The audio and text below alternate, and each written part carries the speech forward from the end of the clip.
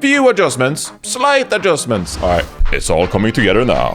Here we go. What's up, everybody, and welcome back to another episode of Power Rankings here on the Overwatch League YouTube channel. It's me, it's your boy, it's Reinforce, back with the final regular season Power Rankings. We just concluded all of the regular season matches for the 2020 season, and we're now getting closer to the play-in bracket that leads into the final season playoffs.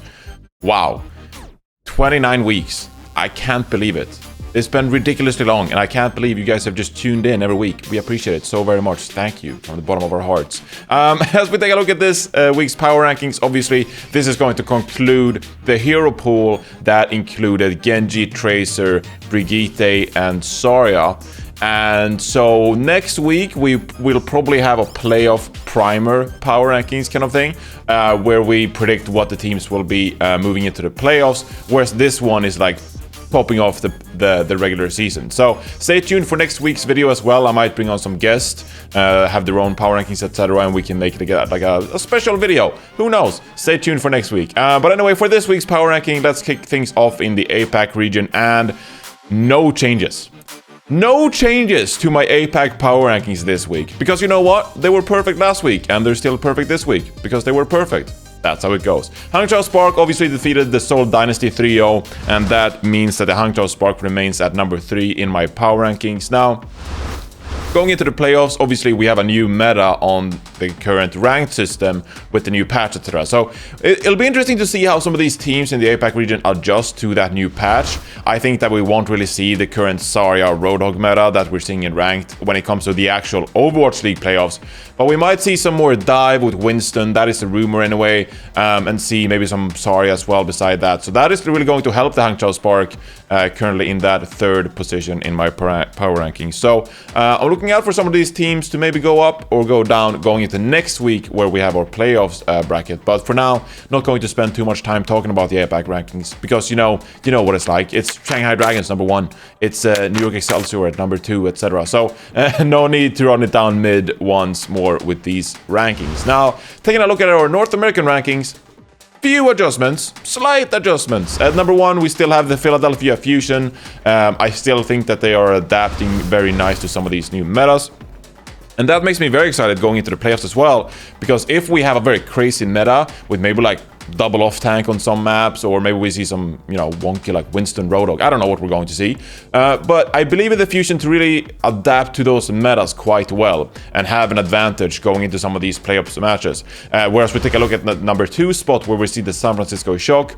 Obviously, he had a bit of a rough go at it against the Atlanta Reign to top things off on Sunday, where they didn't look that crisp when it came to like ultimate usage and overall like discipline. And obviously, they were finished when it comes to the seeding. They were the number 2 team in the league. Philadelphia Fusion had already claimed the number 1 spot. So maybe there were some motivation issues. Maybe the players came in and were like, hey, we're going to slack a little bit because we already know that we're finishing 2nd this regular season anyway.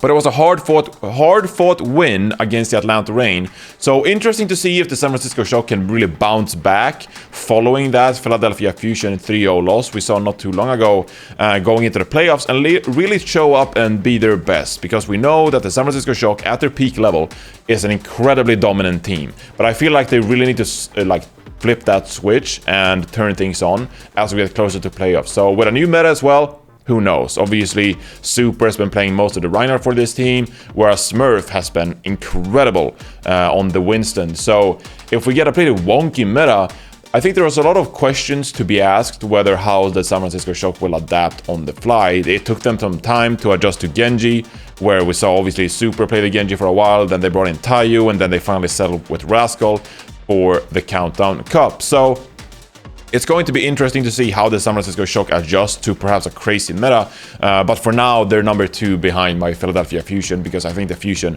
have a good coaching staff to begin with KDG, etc.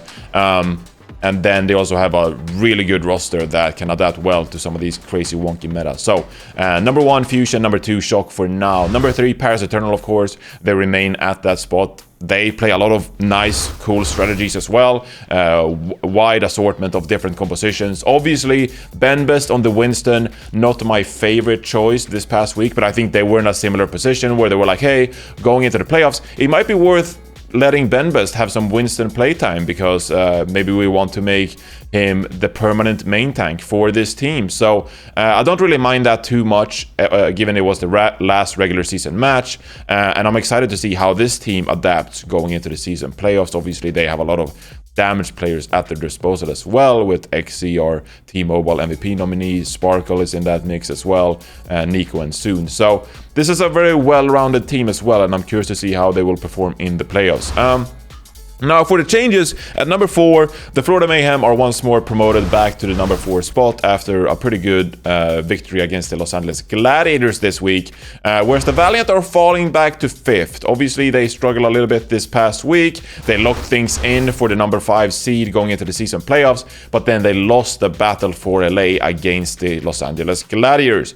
I think overall this team is very strong, and that's why they are still above the Los Angeles Gladiators in my power rankings. I think a lot of Gladiators fans will be disappointed to see that I've still put the Valiant above the Gladiators. But I do not want to put too much value in that match. It went to 5 maps. It went the distance, but I think recently the Valiant still have the higher peak level and a better consistency overall. I think when you look at that roster still, like Shax, KSP, incredible players on this team, and they always seem to bring it.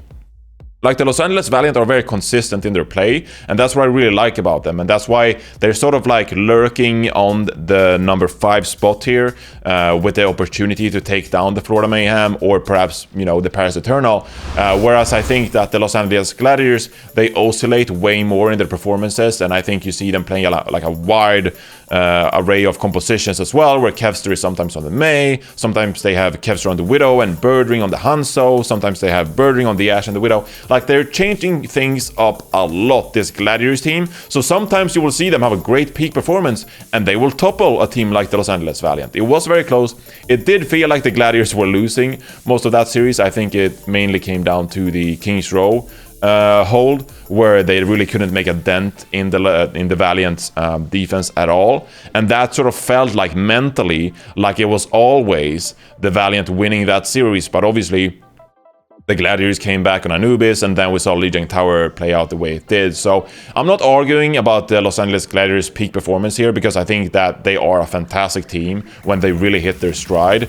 But they are playing a lot of different compositions, which I'm not very comfortable with. I would like to see them just kind of, you know, pick 2 or 3 different looks and then stick to those, and then continue to play your very proactive style. That being said, the Gladiators are improving going into the season playoffs, and I've been mentioning several times on the broadcast that I love what I'm seeing from them. They're playing with way more confidence, they're playing very proactively, and they're starting to look like the identity that they really wanted going into the season. Obviously, Deepay, the head coach, said that, hey, we want to have a proactive style, we want to make mistakes so we can fix them, if that makes sense for you viewers at home. So I do like what I'm seeing from the Gladiators. A win against the Valiant to end the regular season is a great performance from them.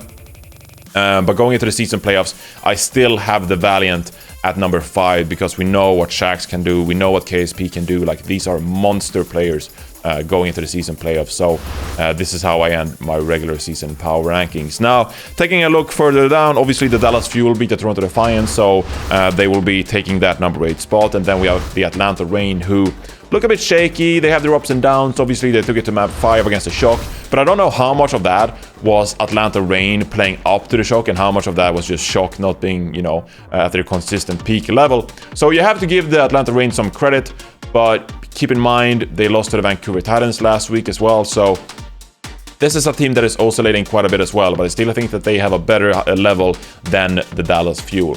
The Washington Justice also claim the number 11 spot with the addition of Decay. This is a team to be wary of going into the season playoffs, because if we look at the, you know, the roster on paper, you got the likes of Janu, Decay.